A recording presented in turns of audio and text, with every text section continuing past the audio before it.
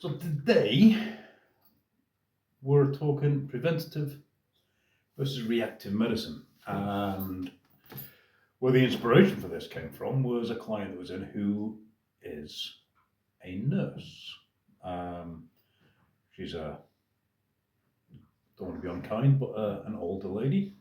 And she's been a nurse her whole life and has lost complete faith in the industry in which she works. Um,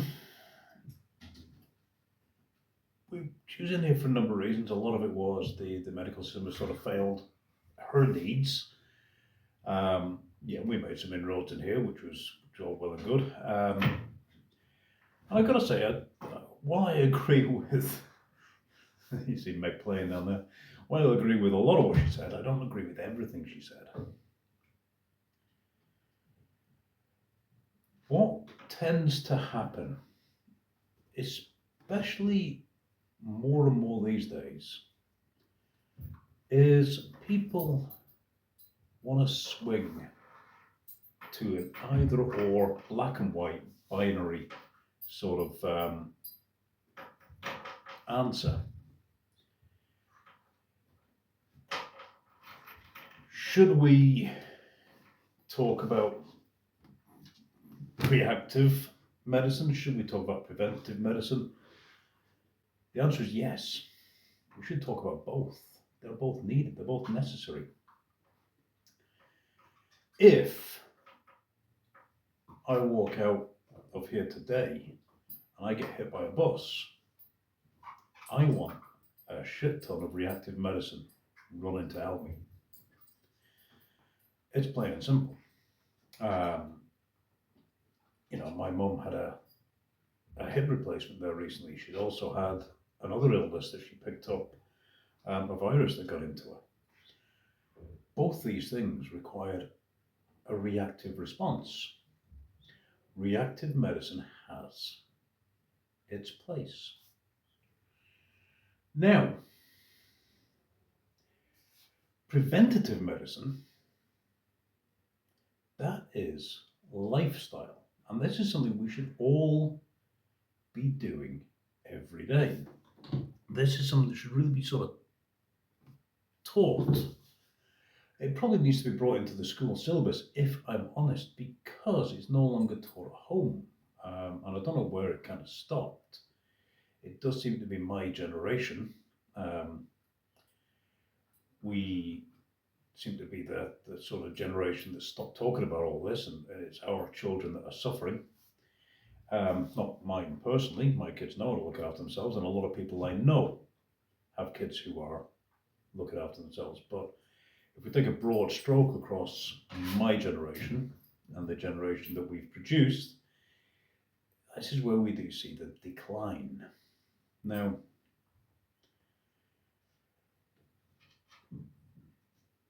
preventative medicine basically comes around this the adage of you are responsible for you. That's the start, middle, and end of it. You are responsible for you. You need to take care of your health and well-being. You need to take care of your own mind, body, spirit, because ultimately nobody else can do it for you. I hope she's not making too much noise here. This microphone is close to me, so she's on the right all the time. You're responsible for you. So we can look across and we can look at the sort of people we aspire to be like, those people who are healthy into old age, those people that seem to have a health span that's nearly as long as their lifespan. And what that means is if we imagine our lifespan is sort of this. Our health span is our health should rise as we are a child, and it'll rise quite steeply. And then we want to maintain this peak for as long as possible. What most people seem to do, and what the reactive medical system is overburdened by at the moment, is a lot of people, their health will rise to a peak and then it will slowly descend over a very long period of time up until death. Their health span does not match their lifespan. It's a decline, and they spend a huge amount of time in ill health. What we would want ideally is our health rises. Do you mind? This is a serious topic. Our health rises to a peak, and then it stays high for a very, very long time till it hits a very sudden drop. Yeah? So the rise and the drop are similar enough, which means we spend less time in ill health before we're deceased. Now, how do we achieve that? We're all going to rise to some sort of peak. We're all going to get some sort of decline. That's inevitable. That's just going to happen. So what can we do to raise that peak and to make that decline as steep and as short as possible, so we don't have to spend years or decades in ill health? Now, I've got a few notes here of when we look across long-lived people, and we hear these blue zones and all that, and I'm not really sure I fully believe in blue zones, but I've had plenty of friends, older people that I've been friendly with, who have lived long lives and have been active and vital right to the end. And what are the commonalities? Almost without fail, the majority of these people's food intake, I mean the majority, has been foods of one ingredient. Foods of one ingredient. So steak has one ingredient, and that ingredient is cow. An apple has one ingredient, and that ingredient is apple. You take something like a homemade stew or maybe a homemade bolognese, and it's got several single ingredients that you have put in there. You have gotten your meat, your beef, your cow, and you've gotten your celery, and you've gotten your carrot, and you've added them all together. So you've created a dish made of single ingredients. A Brussels sprout, that has two ingredients, sulfur and disappointment. So if you want to eat Brussels sprouts, that's on you. But then you get a lot of packaged foods and these labelled health foods and what have you. And they have a long list of ingredients on them. Doesn't mean they're necessarily harmful, and just because you can't pronounce something, it doesn't mean that that thing itself is harmful. You can actually look up the scientific names of almost any ingredient, and I bet you would struggle to pronounce a lot of them. Same goes for E numbers. Every vitamin and every mineral has an E number assigned to it. An E number is not necessarily indication of something being harmful.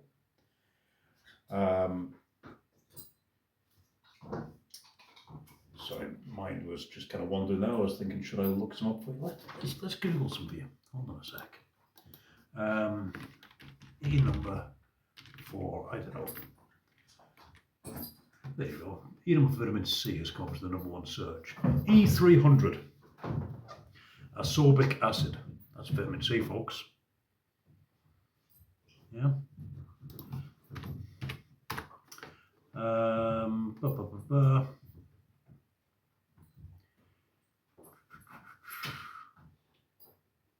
Oh, wow. There you go. E160. Carotenoids. Basically, your vitamin A. So there you go. E numbers aren't necessarily harmful. Do what I just did. Use the Google machine. It's amazing. Now, so the people I've noticed who lived the most vital second half of their life, who didn't have that long, slow descent into ill health before kicking the bucket, they did eat mostly foods of one ingredient. There was a diet based on meat and 2 veg. And yeah, not exclusively, think of that 80-20 rule, the majority of what they ate was good stuff, and some of what they ate was fun stuff. And you're allowed the fun stuff. If you're looking for more sort of nutrition stuff, you need to go onto the Wild Geese Fitness Training site and drop Seb a line. He's the nutrition guru. I am not. I'm just sharing observations. But I mean, even today, I'm probably working with kids more than I ever have done because my lad's in the hurling team, so I hang around with the hurling squad. And you can genuinely see the kids that have grown up on meat and 2 veg and the kids that have grown up on pizza and chips. It's clear, it's obvious. You can see the difference in how they're developing their skin color, their physical structure. And in the older lads, their athletic ability and their get up and go. You know what I mean? You can see it. Do you mind you? I'm talking. Now, what else? What else? The most, without a doubt, the most common factor that I've noticed about these people who have the longest health span is they laugh easily. They generally don't take themselves too seriously. Now, yeah, they move a lot, they would generally be very active, not necessarily physically what we call fit. They might not be down the gym, might not be playing sports, but they'd be active, be moving a lot. They keep themselves busy, occupied. Their brain is engaged. Now, it could be hobbies, it could be a dedication to their work, by which once they retire, they have work that they still do. Might be voluntary, might be, who knows what. But they just keep busy, mentally and physically. This idea of non-exercise physical activity, which is what the fitness industry has termed to try and encourage people to move outside of the gym, but non-exercise physical activity. Things like taking the dog for a walk, I consider non-exercise physical activity. Housework, gardening, but also mental activity. So keeping yourself engaged, learning stuff, coordination drills, playing chess, knitting, I don't know, stuff that just keeps you busy. So the lowest hanging fruit, it does seem for most people to prevent the decline, that's preventative medicine, is having some sort of social group, people of similar interests who are going to challenge you mentally and physically. Could be a sports team. You could be down the local Brazilian Jiu-Jitsu club. You could be down the local gym, lifting. You could be, it doesn't really matter what. You could be down at the chess club. Doesn't matter what, but the fact that you're there amongst similar-minded people, and that's important. People of a similar mindset, people who are also looking to challenge themselves mentally, physically, across mind, body, spirit. So that, in a nutshell, if you eat well and you sleep well and you move a lot and you think, you challenge yourself mentally, and you do that with people who are doing similar, you're probably going to be all right. And you'll be less of a burden on the reactive medicine scene, the hospitals, the health service, the GPs.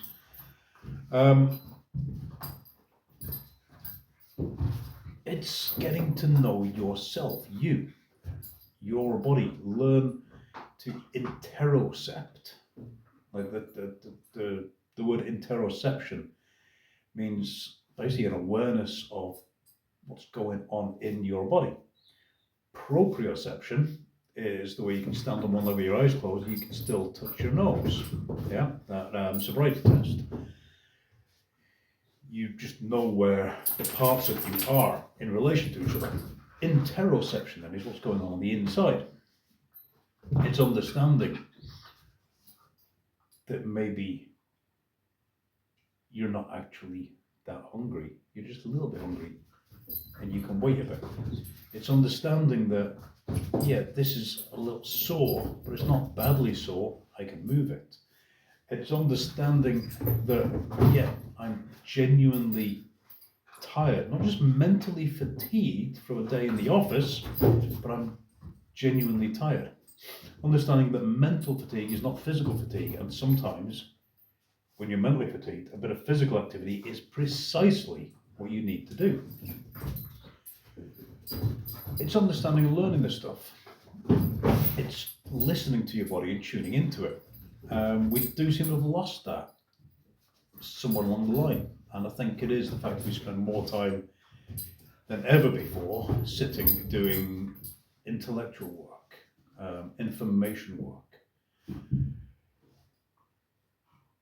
Even now, I'm a fitness instructor. I'm a movement therapist, but most of my work is sat here at the desk at the computer because this is how I train people now. I get people to move through an online medium. Yes, people do come in here. We do work with them in here, but the majority of my guys are either in Dublin or they're all over the bloody world at the moment. So even my work is largely sedentary, but that's okay. Because old floppy ears down here, she'll keep me moving, and there's always the gym. Now, speaking of the gym, fitness training, especially in this last while, there's been a massive push for extreme. Now, CrossFit really started pushing this. Then we had the movie 300, which put Jim Jones on the map, and extreme fitness really became the thing. And then we had the rise of the special forces, social media dudes, your Jockos and your Goggins, and these elite specimens. And just so you know, special forces guys, they're it's not far off the Olympians. You are not going to be an Olympian. The majority of us, 99.9% of us, will never be an Olympian. Same with the special forces guys, and there's a reason for that. So extremes,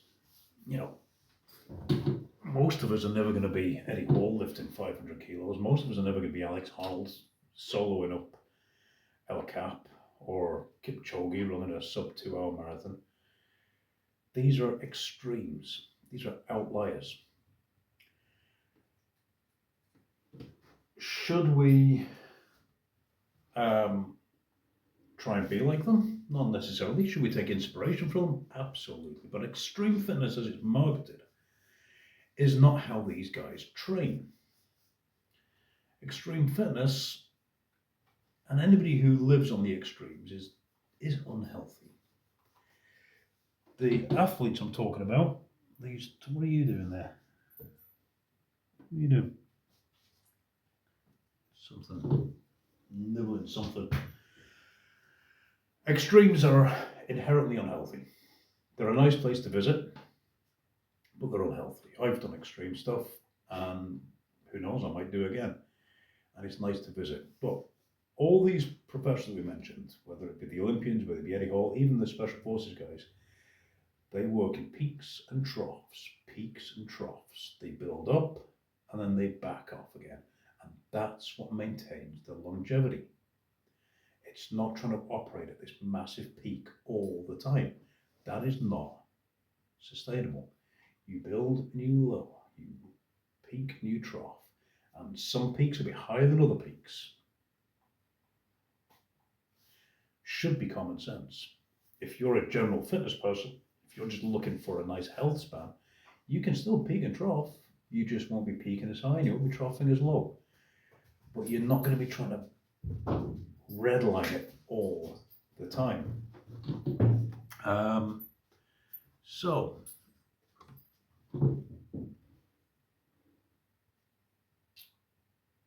we thought just came around. I just had a Facebook memory this morning of a lady that trained me who, she became world champion. And there was a message. The Facebook memory was, I think, was one of the very first competitions she went to when after she started training me on her road to becoming world champion. Do you know, I have many clients who are up there at a high level over the years. And do you know what we do? We train nice and steady most of the time. Then we build and we build and we build and we build and we build to a peak competition that we back right off. I put a lot of thought into actually the lady on the memory, and you can access this program, the Train Heroic plan. If there's two versions of it. They're called the Perpetual. What are they called? Perpetual motion programs? No, that's somebody else's thing. Oh my God, I've got to look at my own program. Hold on.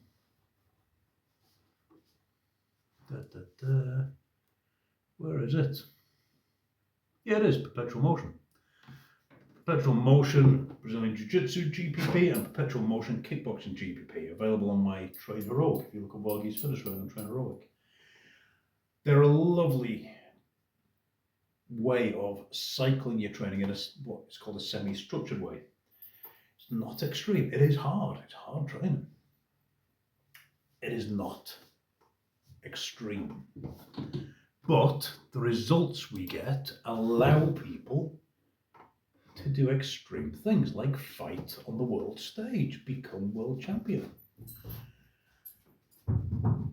In the gym, even if you're non-competitive, the gym is not where extreme lives. If you're doing extreme workouts, extreme training, that's going to take away from your ability to do extreme living.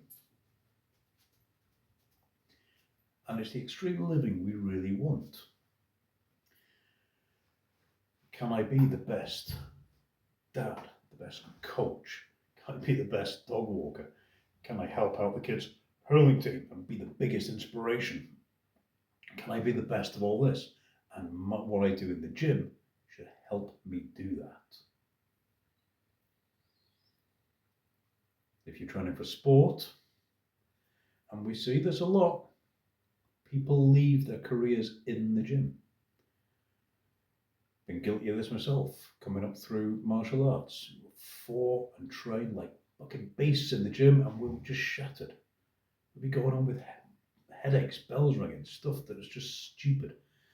And we left it all in the gym, and we weren't smart. Could have been better competitors if we were smarter.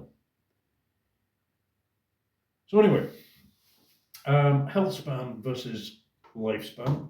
Our goal is to make our health span as high as possible. Oh, last thing, Wolfgang Brolly, old buddy of mine, talk about glide ratio. This is what we mean by your peak, as high as you can. Wolfgang Brolly tells a story of the time he was flying and the aeroplane he was on, multi-engine aeroplane, one of the engines went out, and he was a bit concerned. The guy beside him just says, "Don't worry.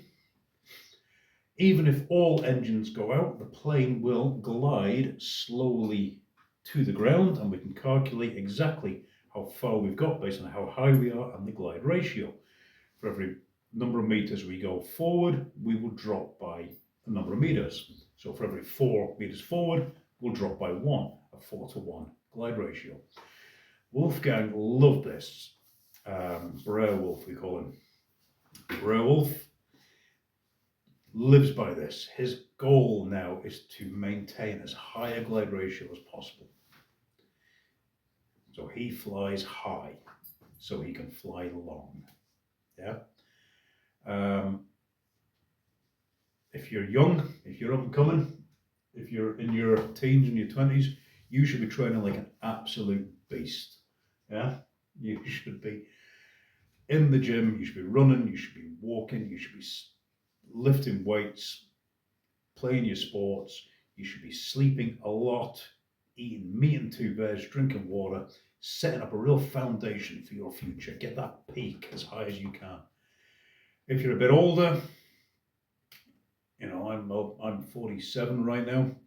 You know, I've done flying quite as high as I was. I've come down a wee bit, but that glide ratio means I'm taking a nice slow descent. Yeah, because I did everything I just talked about in my youth. And now I still work out. I'll be in the gym later on, so you can go to Instagram and you'll see all my training videos. You know, I'm still in there doing it. It's simple, and do you know what? Simple, not easy. It's actually not that hard. Just most people don't bother. Be the exception. Raise the average of the people around you. And if you do that, you'll take pressure off those incredible professionals we have in the reactive medicine scene, the doctors, the nurses, etc. And we'll live a healthier, happier life. So anyway, that's it for today. You know the drill. Like, subscribe, and ring the bell. Send me, go to davehedges.net, send me in your questions. I want to hear topics from you. If you comment underneath, that apparently really helps more people see these videos, so I've been told. But yeah, let me know your questions or your comments. Anything to say on what's been said in this video, or anything you want me to talk about in the future. And do you want to see more of that lunatic in videos? Anyway, we'll chat soon.